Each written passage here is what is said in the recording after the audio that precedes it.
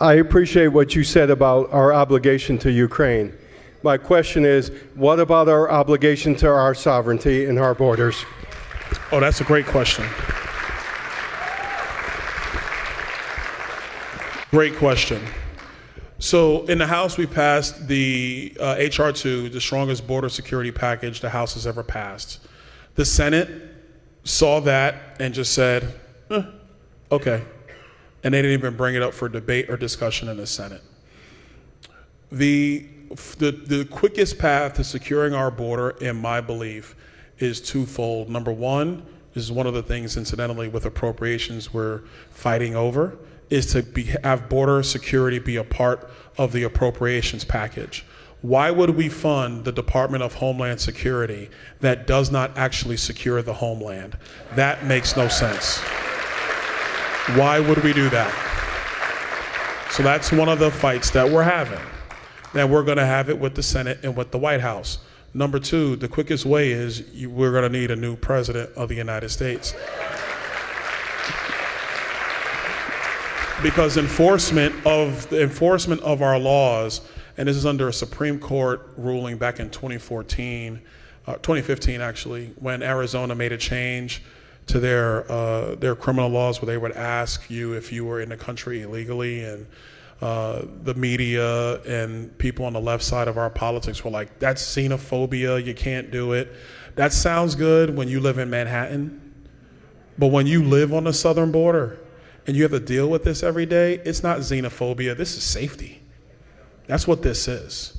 And so I think we got to take this incredibly seriously. Look, we have an administration that has allowed the drug cartels to make about $12 to $15 billion a year, trafficking people into our country. That's what they're making. It's flat out wrong. So whether we're talking about appropriations or the next presidential election, those are the areas where this is going to be addressed. Now, the long-term ramifications of this. I think by all estimates, by the time Joe Biden is done, there'll be roughly 8 to 10 million more people in the country on asylum. The truth is about the asylum process is only 3 to 5% of the people actually go to the second asylum hearing. They go to the first one to get documents and they disappear, never to be seen again. My view is, this is a legal protocol now. My view is that we have to supercharge those asylum proceedings as quickly as we can. If there are people who do not show, they must be deported immediately. No questions asked. And here's why you got to do this. And people might say, man, that's tough. Why would you do that? People just want to come for a better life. I agree. But you cannot have porous borders and a porous law.